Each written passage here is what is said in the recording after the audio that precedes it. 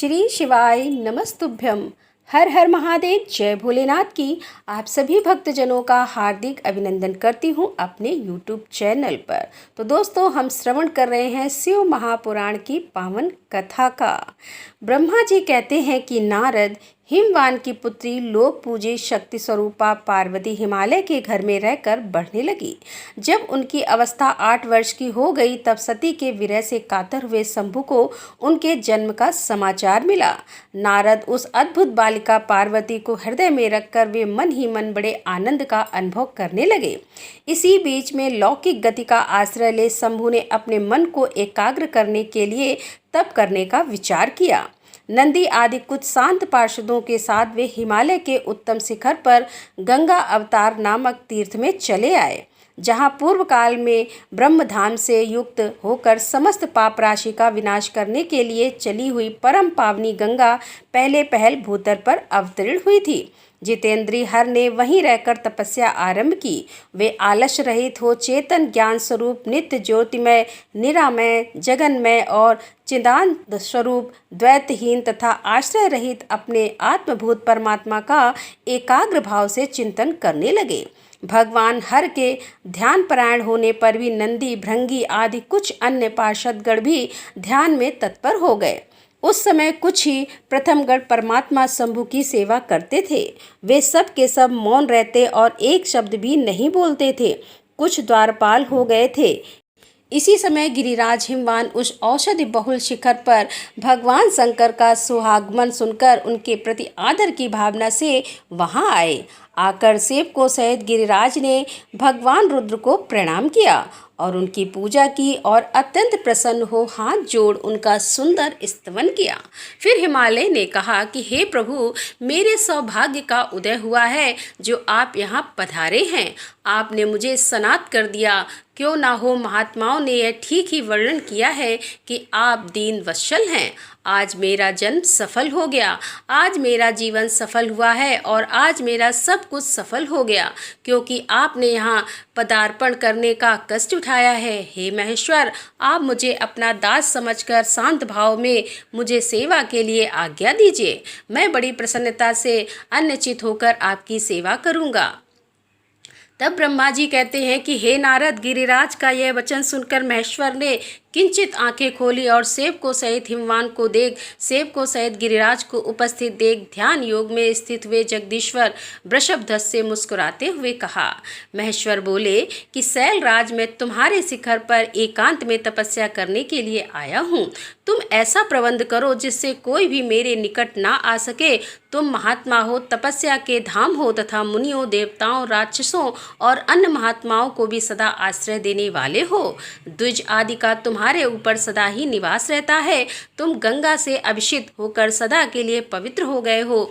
दूसरों को उपकार करने वाले तथा संपूर्ण पर्वतों के सामर्थ्यशाली राजा को गिरिराज, मैं यहाँ गंगा अवतरण स्थल में तुम्हारे आश्रित होकर आत्म संयम पूर्वक बड़ी प्रसन्नता के साथ तपस्या करूँगा। शैलराज गिरिश्रेष्ठ, जिस साधन से यहाँ मेरी तपस्या बिना किसी विघ्न बाधा के चालू कर रह सके, उसे इस समय प्रयत्न पूर्वक करो। प्रवर्त पर मेरी यह सबसे बड़ी सेवा है। तुम अपने घर जाओ और मैंने जो कुछ कहा है उसका उत्तम प्रीति से यत्नपूर्वक प्रबंध करो। ब्रह्मा जी कहते हैं कि नारद, ऐसा कहकर सृष्टिकर्ता जगदीश्वर भगवान शंभु चुप हो गए और उस समय गिरिराज ने शंभु से प्रेम पूर्वक वह बात कही। जगन्नाथ परमेश्वर, आज मैंने अपने प्रदेश में स्थित हुए आपका स्वागत पूर्वक पूजन किया है। यही मेरे लिए महान सौभाग्य की बात है। अब आपसे और क्या प्रार्थना करूँ। हे महेश्वर, कितने ही देवता बड़े बड़े यत्न कर आश्रय में महान तप करने में भी आपको नहीं पाते।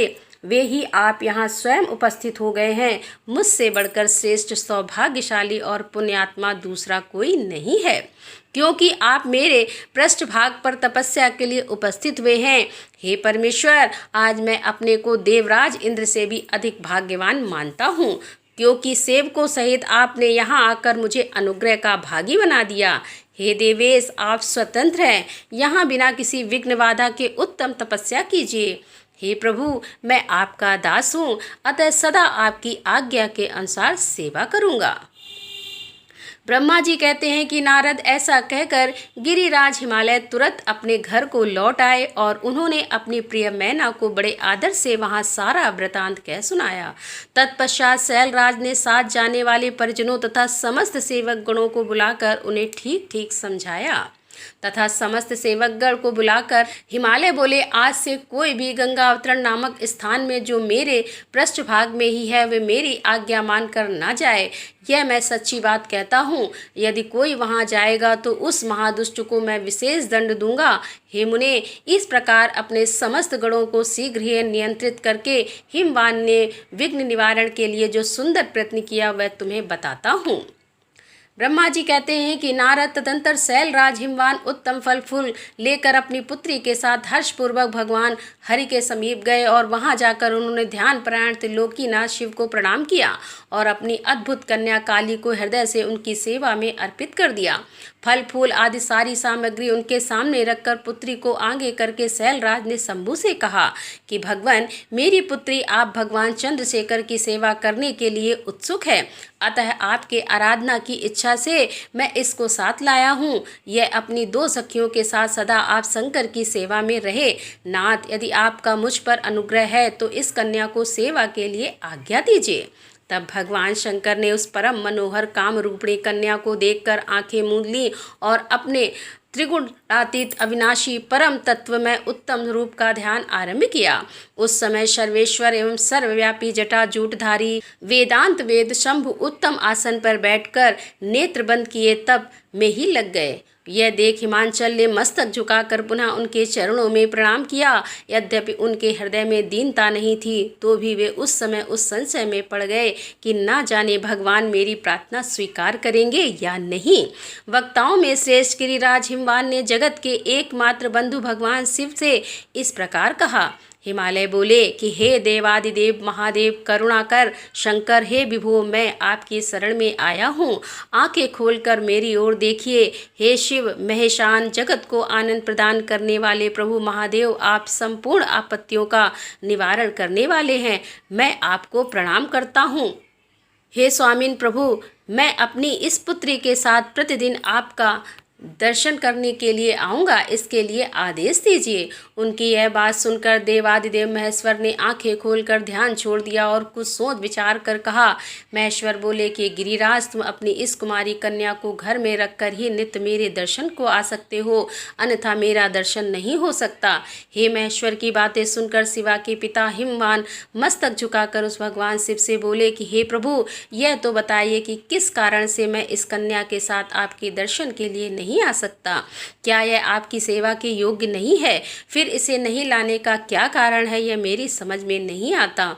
यह सुनकर भगवान वृषभध्वज शंभु हंसने लगे और विशेषतः दुष्ट योगियों को लोकाचार का दर्शन कराते हुए वे हिमालय से बोले, शैलराज कुमारी सुंदर कटि प्रदेश से सुशोभित तनवंगी चंद्रमुखी और शुभ लक्षणों से संपन्न है, इसीलिए इसे मेरे समीप तुम्हें नहीं लाना चाहिए। इसके लिए मैं तुम्हें बारंबार रोकता हूँ। वेद के पारंगत विद्वानों ने नारी को माया रूपिणी कहा है।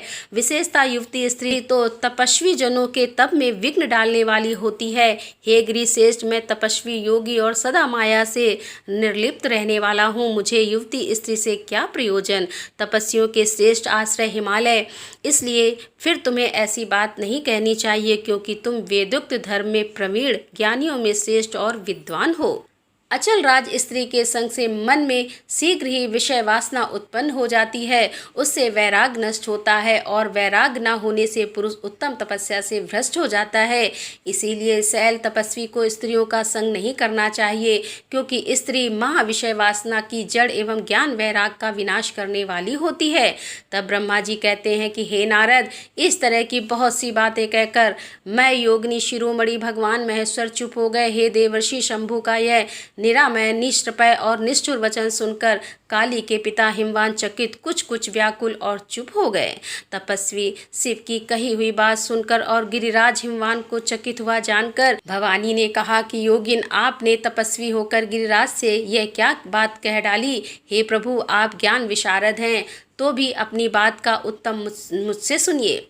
हे प्रभु, आप ज्ञान विशारद हैं, तो भी अपनी बात का उत्तर मुझसे सुनिए। हे शंभु, आप तप शक्ति से संपन्न होकर ही बड़ा भारी तप करते हैं। उस शक्ति के कारण ही आप महात्मा को तपस्या करने का विचार हुआ है। यह सभी कर्मों को करने की जो वह शक्ति है, उसे ही प्रकृति जानना चाहिए। प्रकृति से ही सबकी सृष्टि, पालन और संहार होते हैं। हे भगवान, आप कौन है और सूक्ष्म प्रकृति क्या है, इसका विचार कीजिए। प्रकृति के बिना लिंग रूपी महेश्वर कैसे हो सकते हैं? आप सदा प्राणियों के लिए जो अर्चनीय, वंदनीय और चिंतनीय है, वह प्रकृति के ही कारण है। इस बात को हृदय से विचार कर आपको जो कहना हो वह सब कहिए। तब ब्रह्मा जी कहते हैं कि नारद, पार्वती जी के इस वचन को सुनकर महती लीला करने में लगे हुए प्रसन्नचित महेश्वर हंसते हुए बोले। महेश्वर ने कहा, मैं उत्कृष्ट तपस्या द्वारा ही प्रकृति का नाश करता हूँ और तथा प्रकृति रहित शंभु के रूप में स्थित होता हूँ। अतः सत्पुरुषों को कभी या कहीं प्रकृति का संग्रह नहीं करना चाहिए। लोकाचार से दूर एवं निर्विकार रहना चाहिए। नारद, जब शंभु ने लौकिक व्यवहार के अनुसार यह बात कही, तब काली मन ही मन हंसकर मधुर वाणी में बोली। उन्होंने कहा कि कल्याणकारी प्रभु योगिन, आपने तो जो बात कही है, क्या वह प्राणी प्रकृति है? फिर आप उससे परे क्यों नहीं हो गए? इन सब बातों को विचार करके तांत्रिक दृष्टि से जो यथार्थ बात हो उसी को कहना चाहिए। यह सब कुछ सदा प्रकृति से बंधा हुआ है, इसीलिए आपको ना तो बोलना चाहिए और ना कुछ करना ही चाहिए, क्योंकि कहना और करना सब व्यवहार प्रकृति है। आप अपनी बुद्धि से इसको समझिए। आप जो कुछ सुनते, खाते, देखते और करते हैं, वह सब प्रकृति का ही कार्य है। झूठे वाद विवाद करना व्यर्थ है। प्रभु शंभु, यदि आप प्रकृति से परे हैं तो इस समय इस हिमवान पर्वत पर आप तपस्या किस लिए करते हैं? प्रकृति ने आपको निगल लिया है, अतः आप यदि अपने स्वरूप को जानते हैं तो किस लिए तप करते हैं? हे योगिन, मुझसे आपके साथ वाद विवाद करने की क्या आवश्यकता है? प्रत्यक्ष प्रमाण उपलब्ध होने पर विद्वान पुरुष अनुमान प्रमाण को नहीं मानते। जो कुछ प्राणियों की इंद्रियों का विषय होता है, वह सब ज्ञानी पुरुषों को बुद्धि से विचार कर प्राकृतिक ही मानना चाहिए। हे योगेश्वर, बहुत कहने से क्या लाभ? मेरी उत्तम बात सुनिए। मैं प्रकृति हूँ, आप पुरुष हैं, यह सत्य है, इनमें संशय नहीं है। मेरे अनुग्रह से ही आप सगुण और साकार माने गए हैं। मेरे बिना तो आप निरीह हैं, कुछ भी नहीं कर सकते। आप जितेंद्रिय होने पर भी प्रकृति के अधीन हो सदा नाना प्रकार के कर्म करते रहते हैं। फिर निर्विकार कैसे हैं और मुझसे लिप्त कैसे नहीं? शंकर, यदि आप प्रकृति से परे हैं और यदि आपका यह कथन सत्य है, तो आपको मेरे समीप रहने पर भी डरना नहीं चाहिए।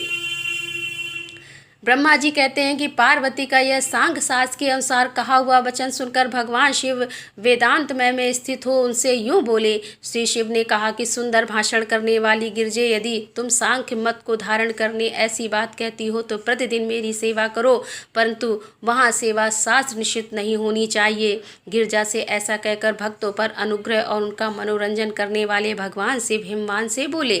शिव ने कहा कि गिरिराज, मैं यही तुम्हारे अत्यंत रमणीय से शिखर की भूमि पर उत्तम तपस्या तथा अपने आनंद में परमार्थ स्वरूप का विचार करता हुआ विचरूंगा। पर्वतराज, आप मुझे यहाँ तपस्या करने की अनुमति दें। आपकी अनुज्ञा के बिना कोई तप नहीं किया जा सकता। हे देवादिदेव शूलधारी भगवान शिव का यह कथन सुनकर हिमवान ने उन्हें प्रणाम करके कहा कि हे महादेव देवता, असुर और मनुष्यों सहित संपूर्ण जगत को तो आपका ही है, मैं तुच्छ होकर आपसे क्या कहूँ? ब्रह्मा जी कहते हैं कि हे नारद, गिरिराज हिमवान के ऐसा कहने पर लोक कल्याणकारी भगवान शंकर हंस पड़े और आदर पूर्वक उनसे बोले, अब तुम जाओ। शंकर की आज्ञा पाकर हिमवान अपने घर लौट गए। वे गिरिराज के साथ प्रतिदिन उनके दर्शन के लिए आते थे। काली अपने पिता के बिना ही दोनों सखियों के साथ नित्य शिव जी के पास जाती और भक्ति पूर्वक उनकी सेवा में लगी रहती। ब्रह्मा जी कहते हैं कि नारद, गिरिराज हिमवान के ऐसा कहने पर लोक कल्याणी भगवान शंकर हंस पड़े और आदर पूर्वक उनसे बोले, अब तुम जाओ। शंकर की आज्ञा पाकर हिमवान अपने घर लौट गए। वे गिरिराज के साथ प्रतिदिन उनके दर्शन के लिए नंदीश्वर आदि कोई भी गढ़ उन्हें रोकता नहीं था। तात महेश्वर के आदेश से ही ऐसा होता था। प्रत्येक गण पवित्रता पूर्वक रहकर उनकी आज्ञा का पालन करता था। जो विचार करने से परस्पर अभिन्न सिद्ध होते हैं, उन्हीं शिवा और शिव ने सांख्य और वेदांत मत से स्थित हो जो कल्याणदायक संवाद किया, वह सर्वदा सुख देने वाला है। वह संवाद मैंने यहाँ कह सुनाया। इंद्रियातीत भगवान शंकर ने गिरिराज के कहने से उनका गौरव मानकर उनकी पुत्री को अपने पास रहकर सेवा करने के लिए स्वीकार कर लिया। काली अपनी दोनों सखियों के साथ चंद्रशेखर महादेव जी की सेवा के लिए प्रतिदिन आती जाती रहती थी। वे भगवान शंकर के चरण धोकर उस चरणामृत का पान करती थी। आग से तपाकर शुद्ध किए हुए वस्त्र से उनके शरीर का मार्जन करती थी, उसे मलती पोंछती थी। फिर 16 उपचारों से विधिवत हर की पूजा करके बारंबार उनके चरणों में प्रणाम करने के पश्चात प्रतिदिन पिता के घर लौट जाती थी। हे मुनि श्रेष्ठ, इस प्रकार ध्यान परायण शंकर की सेवा में लगी हुई शिवा का महान समय व्यतीत हो गया, तो भी वे अपनी इंद्रियों को संयम में रखकर पूर्वतः उनकी सेवा करती रहीं। महादेवी जी ने जब फिर उन्हें अपनी सेवा में नित्य तत्पर देखा, तब वे दया से द्रवित हो उठे और इस प्रकार विचार करने लगे, यह काली जब तपस्या व्रत करेगी और इसमें गर्व का बीज नहीं रह जाएगा, तभी मैं इसका पाणी ग्रहण करूंगा। ऐसा विचार करके महालीला करने वाले महायोगेश्वर भगवान भूतनाथ तत्काल ध्यान में स्थित हो गए।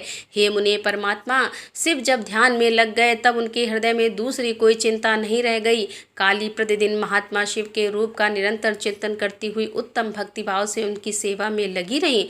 ध्यान परायण भगवान हर शुद्ध भाव से वहां रहती हुई काली को नित्य देखते थे, फिर भी पूर्व चिंता को भुलाकर उन्हें देखते हुए भी नहीं देखते थे। इसी बीच में इंद्र आदि देवताओं तथा मुनियों ने ब्रह्मा जी की आज्ञा से कामदेव को वहां आदर पूर्वक भेजा। वे काम की प्रेरणा से काली का रुद्र के साथ सहयोग कराना चाहते थे। उनके ऐसा करने में कारण यह था कि महापराक्रमी तारकासुर से वे बहुत पीड़ित थे। कामदेव ने वहां पहुंचकर अपने सब उपायों का प्रयोग किया, परंतु महादेव जी के मन में तनिक भी क्षोभ नहीं हुआ। उल्टे उन्होंने कामदेव को जलाकर भस्म कर दिया। हे मुने, तब सती पार्वती ने भी गर्व रहित हो उनकी आज्ञा से बहुत बड़ी तपस्या करके शिव को पति के रूप में प्राप्त किया। फिर वे पार्वती और परमेश्वर परस्पर अत्यंत प्रेम से और प्रसन्नता पूर्वक रहने लगे। उन दोनों ने परोपकार में तत्पर रहकर देवताओं का महान कार्य सिद्ध किया। तो दोस्तों, यहाँ पर शिव पुराण का कथा का समापन करते हुए इसके आगे की कथा लेकर हम आपके सामने फिर उपस्थित होंगे। तब तक के लिए हर हर महादेव, जय भोलेनाथ की।